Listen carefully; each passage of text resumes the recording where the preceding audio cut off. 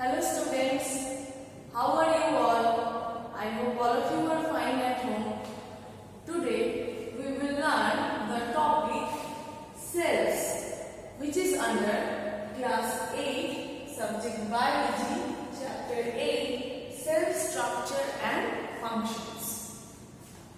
Cell forms the lowest level of organization which has life. So cells form the lowest level of organization which forms life. This level of organization is called cellular level. This level of organization is called cellular level. Cell is the structural and functional unit of life. Cell is the structural and functional unit of life. There are many different kinds of cells. Each kind of cell performs a specific function. So there are many different kinds of cells, and each kind of cell perform a specific function. Cells of a living organism are very small. These cannot be seen by the naked eyes. So cells of a living organisms are very small in size, which cannot be seen with our naked eyes. These can be seen only under a powerful microscope. These can be seen only under a powerful microscope. Magnifying glass. I hope students you have seen a magnifying glass. So, magnifying glass can act as a simple microscope with magnification around 10 to 25 times. So, magnifying glass can act as a simple microscope with magnification around 10 to 25 times. With the help of a simple microscope, we can see small things, but very small structures may not be seen clearly with it. So with the help of simple microscope, we can see small structures, but very small structures cannot be clearly seen with the help of a simple microscope. The magnification of about 100, 400 or 1000 times can be easily obtained in a good quality compound microscope.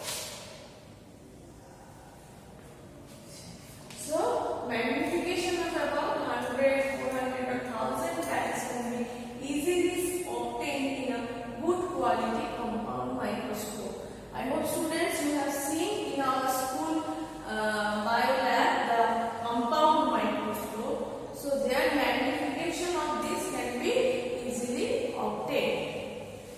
Therefore, a compound microscope is used for testing blood, stool and sputum of patients, and also for the study of the cells and tissues of plants and animals.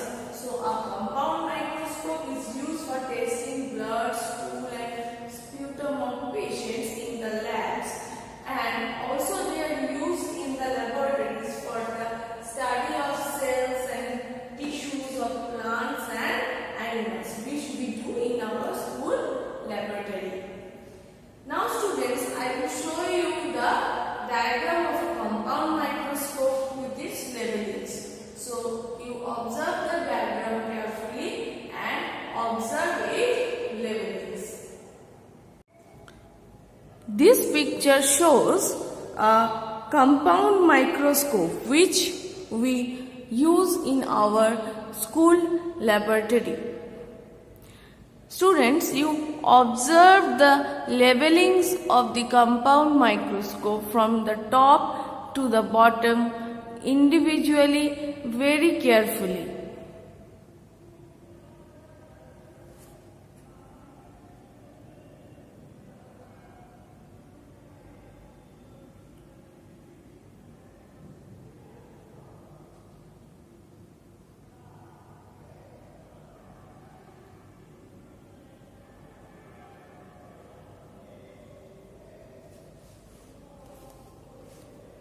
The specimen to be examined with a compound microscope is placed on the specimen table or stage as labeled in the diagram under the objective lens or objectives.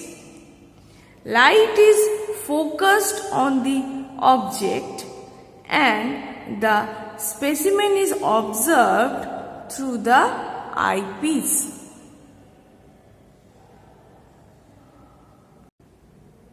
Now students, let us know something about the discovery of the cell. Robert Hooke, an Englishman. I hope students you have heard the name of Robert Hooke. Robert Hooke, an Englishman, discovered the cell in the year 1665. So cell was discovered by Robert Hooke, an Englishman, in the year 1665. He observed thin slices of cord.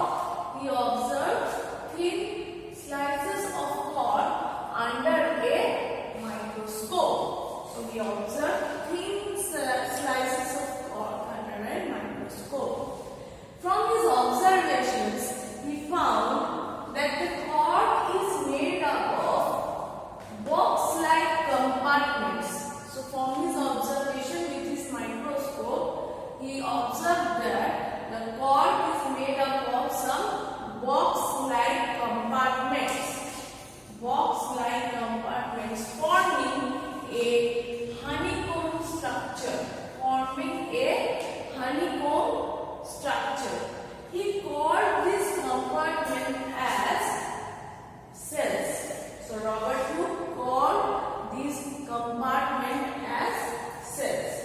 Now students, I will show you some pictures which you observe carefully. First, this is the picture of Robert Hooke. Next, this is the picture of the microscope which was used by Robert Hooke to observe the thin slices of cord cells.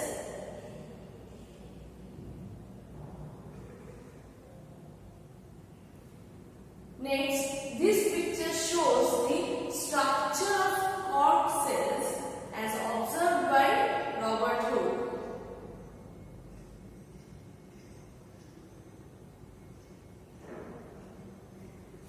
Next, students, we can thus conclude from today's learning that all living organisms are made up of very small compartment-like building blocks called cells.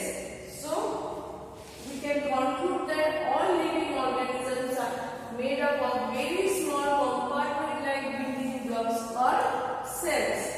A cell is the smallest unit of life. A cell is the smallest unit of life.